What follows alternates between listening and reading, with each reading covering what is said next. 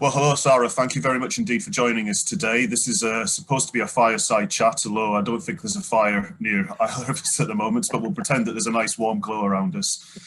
So I'll start off by saying that you and I have something in common, that we were both from the Northeast and both went to university in Yorkshire. The key differentiator between us, however, is that I spent my time writing for magazines that nobody read, and you built a business which is now a very successful, well-established business. But by the time you graduated, it was turning over £500,000. I just wanted to ask, when this instinct for entrepreneurialism, when did that begin in your life? Great question, Mark, actually. And I guess it plays into that age-old thing of, I always get asked my opinion. Are entrepreneurs born or made? And I always think, do you know what, I could fall into either category.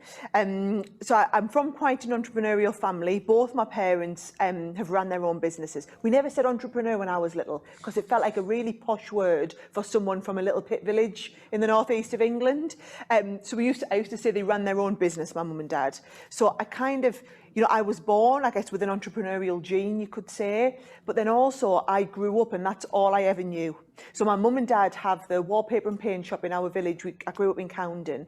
And so, I would think nothing if we had a decorator knocking on our door at 10 o'clock at night because they needed a tin of paint mixing for the next morning. And my mum would just go over the shop in a dressing gown and a slippers and mix a tin of paint. And I think when you grow up in that environment, that's all we ever knew. And so I knew that when I was older, when I grew up, I wanted to run my own business. I just didn't know what that business was going to be in. My dad always said to me, if you're going to work this hard, you should do it for yourself, kid.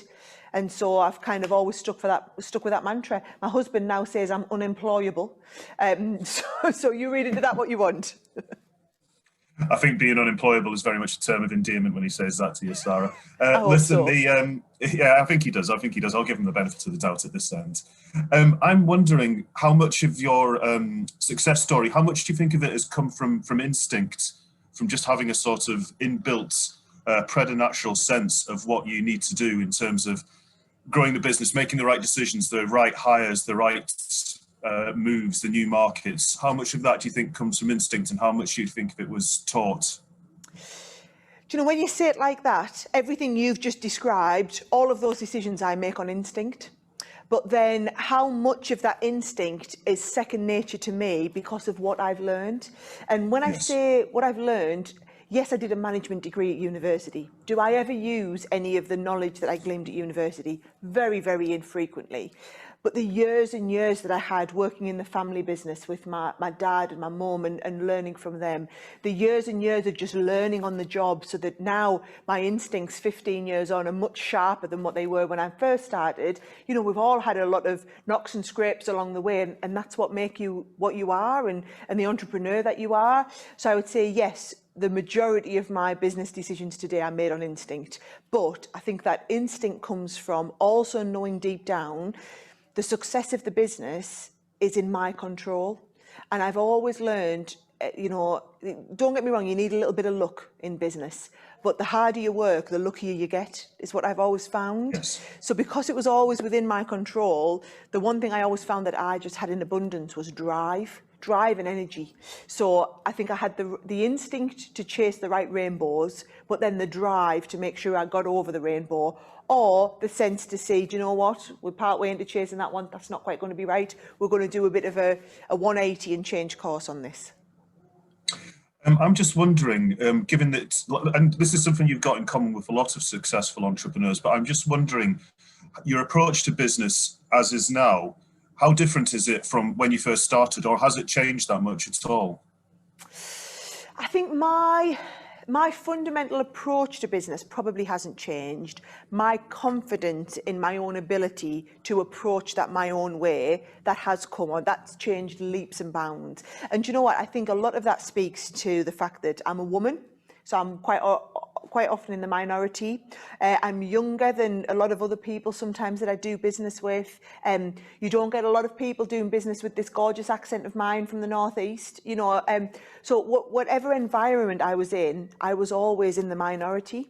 And I always felt, as most people do when they're kind of new into business or growing up in business, I felt like I needed to conform or to be like that. So, for example, I remember when I would go to trade shows in my early 20s and I would power dress because I thought that's what that's what I had to do to fit in with the older people or the men in our industry. I had to just power dress and wear grey suits and everything like that. Whereas if you look at me now, it's like on Dragon's Den. Look at me on Dragon's Den. What do I wear? I wear nice, bright coloured, fashionable dresses because that is me. And I've learned that it's okay to be myself and be myself in my own skin. And that is right for whatever environment because I've earned the right to be in that place. Whereas I think I would always deal with imposter syndrome, as many people do, thinking, all my life, do I deserve to be in this situation? You know, or am I just kind of pretending that it's all right to be here? I now walk into any room with confidence, knowing that I belong there and who I am is good enough. So following on from that, and I'm glad that you brought up Dragon's Den as well, and you've been a part of that, because this is all kind of tied up. One of the things that kind of distinguishes you, I think, from what you've done with your career is you've got this real passion and enthusiasm for mentorship and for supporting particularly startups, which is kind of the whole reason that we're having this conversation. I wondered where this comes from, this real drive to try and support budding entrepreneurs, and indeed, what support did you have when you were younger? I know your parents were obviously people who work for themselves, as you put it, or entrepreneurs is the fancy word that we would apply to it, but where does that drive come from? Yes, so I think I would definitely say over the course of my career, I have used a lot of mentors. And I would say people who I've actively used as mentors and people who've never realised that they have ever been mentors to me. And it's, which I know might sound a little bit strange, but there's mentors in the traditional sense of the word. And I can give you a great example for, you know, I was asked when I was only 23 to sit on the board of directors for the Craft and Hobby Association. And so let me just say, that is a global trade body that operates in our industry that has the CEOs and CFOs of some of the biggest craft companies from all over the world. But on the whole, it was men in their 60s. And I reduced the average age by a good 15 years.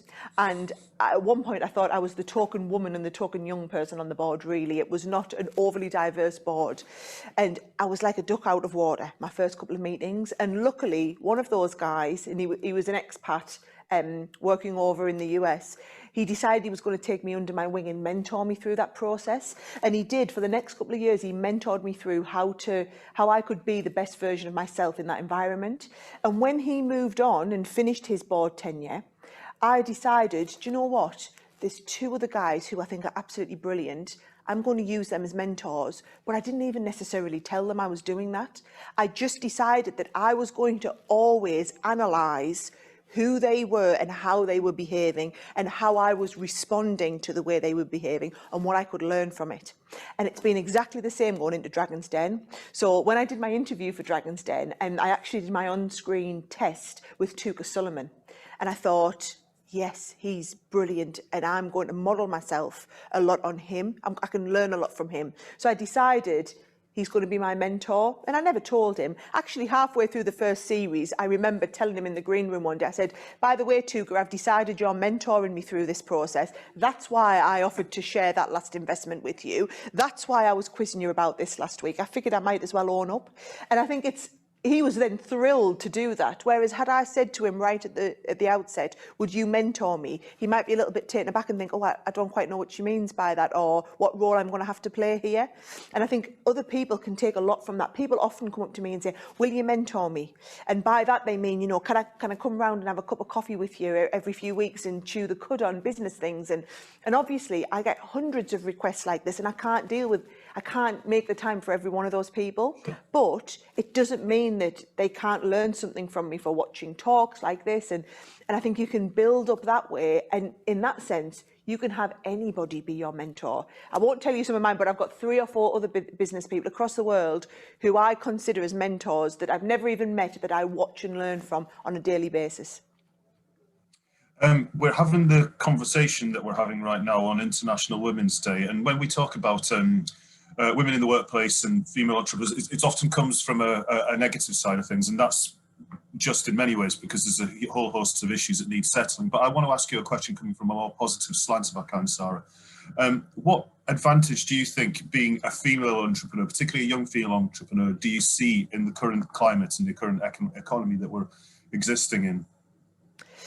It's funny because the one thing, and it was Deborah Meaden who said this to me, and it really rung true for me, is she said, don't think of yourself as a woman in business or think of him as a man in business. We're just in business. Think of everybody the same as just being in business.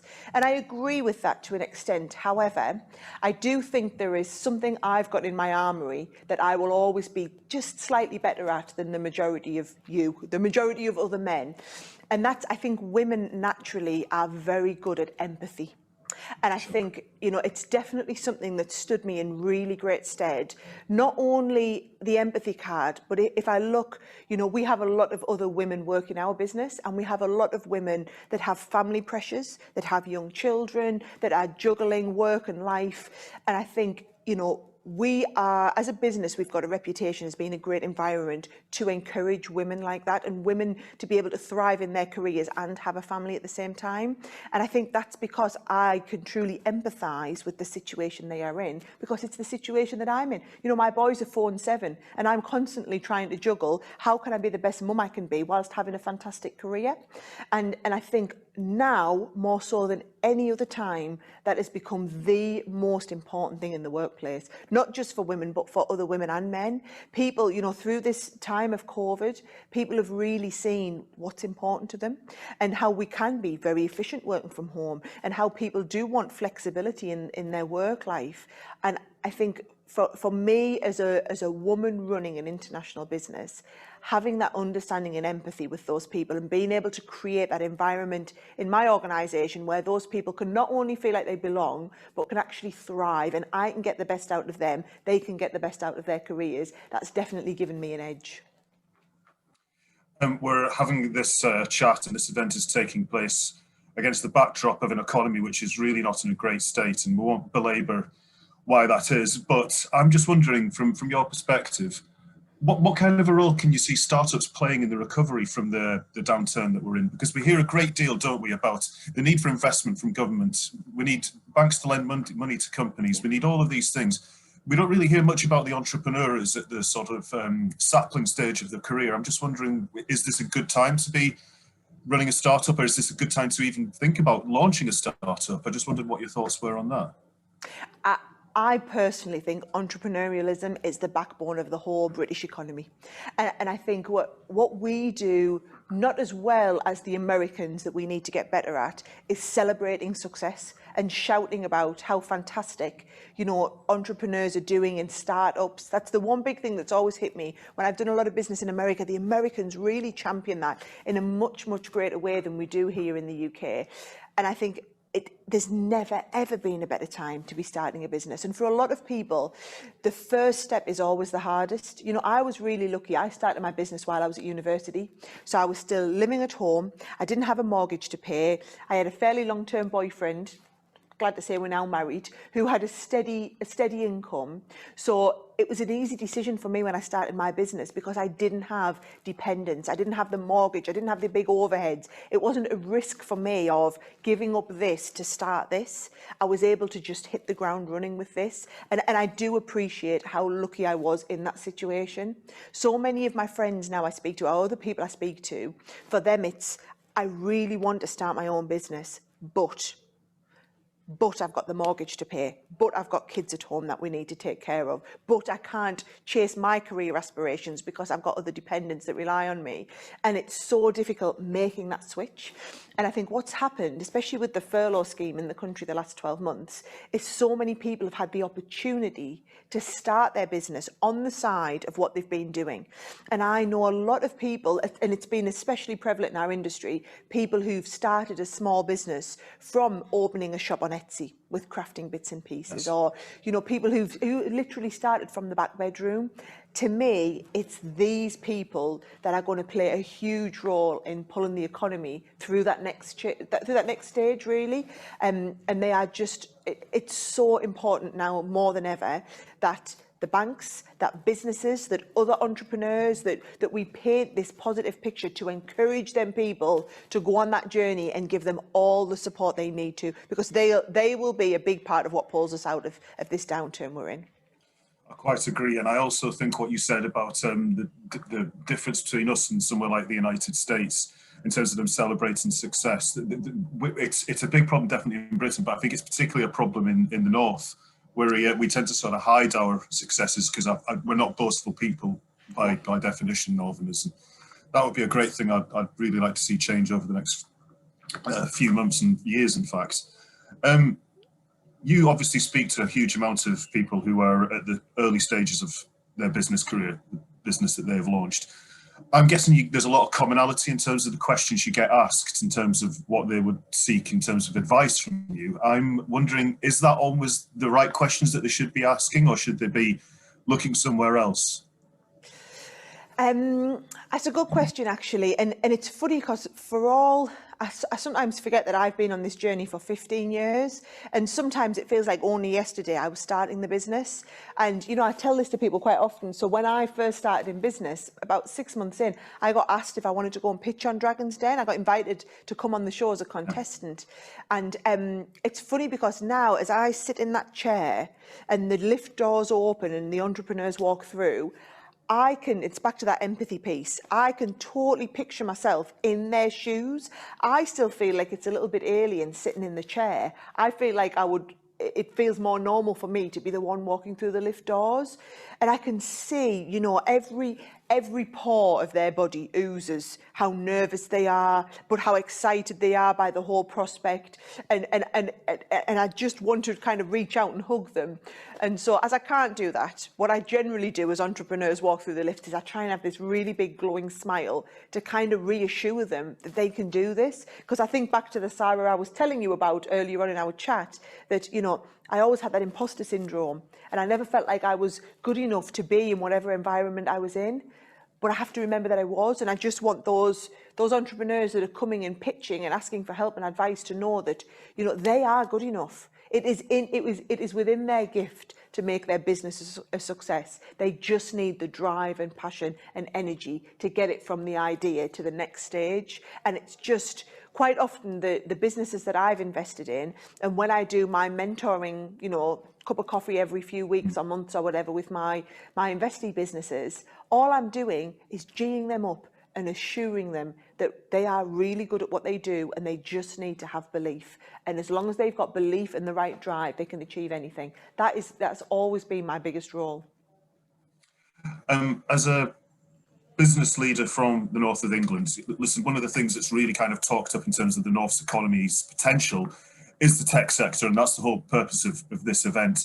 I'm just wondering, how excited do you find the tech sector in the north of England in terms of its potential? And indeed, talking again about the diversity issue, tech is a sector which is probably as inclusive as it gets. I'm just really be keen to get your thoughts on this industry that so many people at this event are involved in.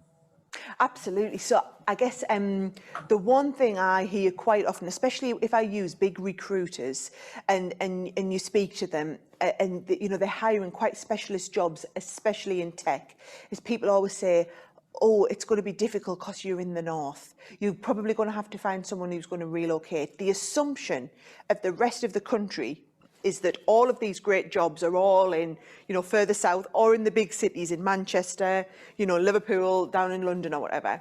And it's actually not until you start peeling back the layers of the onion and really having a good look at what we've got here that you realise the talent we've got in the region. And what I think a lot of people don't realise is that's been nurtured over the last however many years, you know, through the universities, through the startup support.